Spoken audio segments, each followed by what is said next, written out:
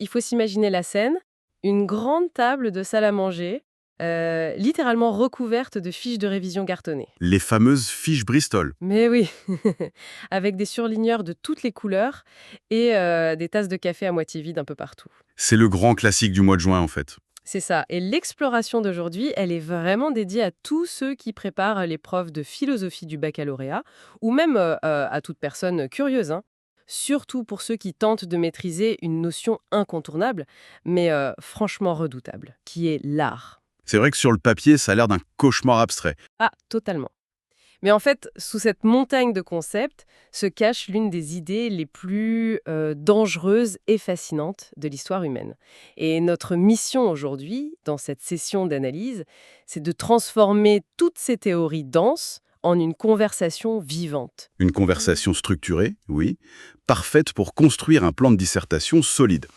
Et je crois qu'il faut poser le cadre tout de suite. L'art, ce n'est pas juste une question de joli ou de pas joli. Non, ça va bien plus loin. Exactement.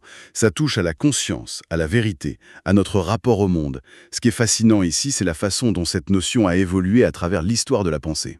Bon, décortiquons un peu tout ça parce qu'il faut s'attaquer à un paradoxe énorme pour commencer. Instinctivement, l'art, on associe ça à la beauté, à la créativité, à un truc super positif. C'est l'intuition première, oui. Sauf que si on remonte à l'Antiquité, on a l'un des plus grands philosophes de l'histoire qui voulait littéralement bannir les artistes de sa cité idéale. Platon considérait l'art comme une menace absolue. Absolument.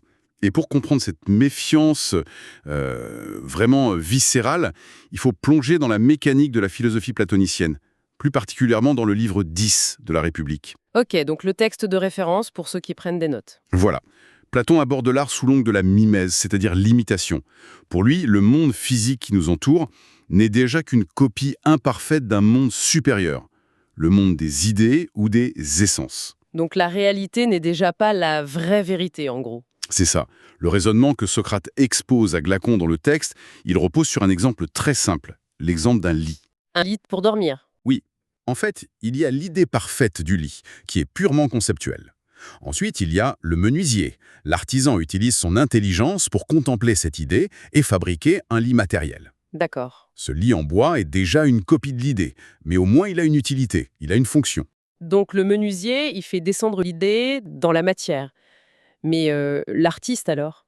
Le peintre qui décide de dessiner ce même lit sur une toile, il se place où dans cette hiérarchie? Eh bien, il se place tout en bas. Le peintre ne regarde pas l'idée parfaite du lit. Il regarde le lit en bois fabriqué par le menuisier sous un angle précis, avec une lumière particulière. Ah, d'accord. Il copie une apparence, qui est elle-même la copie d'un concept. L'artiste produit donc ce que Platon appelle un simulacre ou un moindre être. À moindre être, le terme est fort. Oui, il éloigne l'âme de la vérité, en fait. En offrant une illusion de réalité, le peintre est perçu presque comme un faussaire, un manipulateur qui flatte nos sens plutôt que d'élever notre raison. C'est une condamnation radicale. Si on suit Platon, l'artiste, c'est une sorte de photocopieuse défectueuse qui fait des copies de mauvaise qualité et qui nous maintient dans l'ignorance. C'est une excellente analogie, oui. Mais du coup, si on s'arrêtait à Platon, l'histoire de l'art serait pliée. Sauf que Aristote, qui était pourtant son élève, il prend le contre-pied total de cette vision dans son ouvrage La Poétique, non? Tout à fait. Aristote observe la psychologie humaine et il fait un renversement fondamental. Il constate que la mimésis, l'imitation, n'est pas du tout une dégradation. C'est le moteur même de l'apprentissage. Parce qu'on apprend en imitant, c'est ça? Exactement. Il remarque que dès l'enfance, l'être humain a une tendance naturelle à imiter. C'est comme ça qu'on fait nos premières expériences. L'imitation n'est pas un piège, c'est un outil cognitif. Ok, donc ça réhabilite déjà pas mal l'artiste. Et cette idée, elle traverse les siècles. On trouve un écho très précis au XXe siècle chez le philosophe Paul Ricoeur, qui parle d'imitation créatrice. Alors, attendez. Imitation créatrice. L'expression semble presque contradictoire. Comment une imitation peut-elle être créatrice? Je veux dire, si on imite, on se contente de décalquer la réalité, non? Justement, non. L'art n'est jamais un simple décalque. Et c'est là qu'il faut introduire une distinction cruciale pour toute bonne dissertation. La différence entre la précision et l'exactitude. Ah, très important ça. Précision contre exactitude. Voilà. L'exactitude, c'est le domaine de la machine. C'est l'appareil photo, le relevé topographique. La précision artistique, elle vise à atteindre une harmonie, une perfection formelle, quitte à tordre la réalité physique pour y parvenir. Et pour illustrer ça, je crois qu'il y a un exemple parfait avec le peintre Ingres. Le fameux tableau de la Grande Odalisque. Oui, c'est un cas d'école. Sur cette toile, on voit une femme représentée de dos, mais son corps est biologiquement et anatomiquement impossible. Tout à fait. Ingres lui a délibérément ajouté plusieurs vertèbres. C'est fou, s'il passait un examen d'anatomie médicale, il aurait 0 pointé. L'exactitude est totalement absente de ce tableau. Et pourtant, l'œuvre est une précision esthétique absolue. Pourquoi a-t-il ajouté ces vertèbres? Parce que le regard humain suit les lignes de force d'une image. Ah, je vois. Ingres avait besoin que la courbe du dos s'étire langoureusement pour que ça s'harmonise avec la ligne des bras et les plis des tissus. La vérité biologique a été sacrifiée sur l'autel de la vérité esthétique. Donc l'artiste modifiait vraiment le réel pour lui donner une cohérence que la nature elle-même n'a pas toujours. C'est fascinant. Et ça met en lumière un autre truc, c'est l'illusion de la facilité. Comment ça? Pour arriver à ce niveau de précision où un dos faux paraît parfait, il y a un travail technique monumental derrière. Ah, le paradoxe de l'effort, oui. Un travail qui a pour but ultime de s'effacer lui-même. Pensez à une danseuse étoile ou à un grand violoniste. Ouais, Un apprenti danseur va montrer son effort. Le spectateur perçoit la tension musculaire, l'hésitation. Mais la danseuse étoile, quand elle entre en scène, le mouvement est d'une fluidité telle qu'il semble naturel, presque involontaire, ouais. comme une feuille poussée par le vent. Donc les heures de souffrance, d'étirement, de répétition acharnée, tout ça est littéralement invisibilisé par la maîtrise. La technique devient tellement parfaite qu'elle disparaît. Exactement. L'artiste recrée l'illusion du naturel par un travail artificiel extrême. Mais du coup, ça soulève la question de la finalité. Quel est le but philosophique de toute cette entreprise? Si l'art ne copie pas le monde physique, que fait-il vraiment de ce monde? Et c'est là que ça devient vraiment intéressant. C'est la pensée de Hegel qui fait basculer notre compréhension, non? Hegel, oui, un incontournable. Il avance que l'art ne reproduit pas le réel, il le transfigure. Je cite de mémoire. Dans l'œuvre d'art, la conscience s'extériorise et s'offre à sa propre contemplation. Et qui doivent placer ça dans un devoir. Concrètement, comment fonctionne cette extériorisation de la conscience? C'est une mécanique passionnante. Contrairement à un animal qui existe simplement dans l'instant, l'être humain a une conscience, mais elle est invisible, enfermée à l'intérieur. Dans notre subjectivité, voilà. Donc, l'humain a un besoin vital de voir à l'extérieur ce qu'il ressent à l'intérieur. En sculptant une pierre ou en peignant une toile, l'artiste prend son esprit et l'imprime dans la matière. La toile devient un miroir. Oh, j'adore cette image.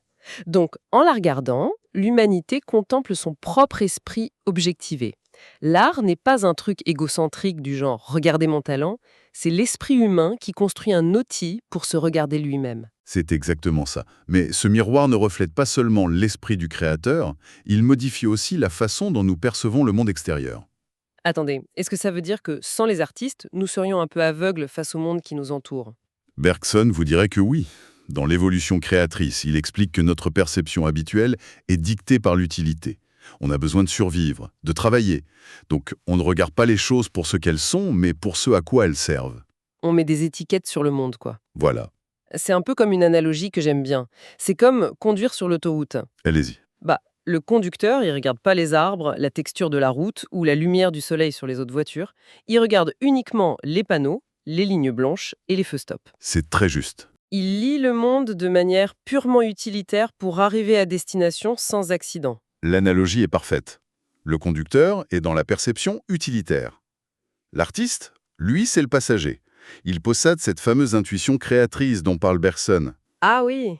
Débarrassé de la nécessité de conduire, il observe la complexité des reflets, la nuance du ciel. Les artistes déchirent le voile de nos habitudes utilitaires pour nous montrer la matière vibrante de la réalité. C'est exactement ce qui s'est passé avec les impressionnistes en fait. Tout à fait. Avant eux, pour notre cerveau utilitaire, l'herbe c'était vert, le ciel c'était bleu, point.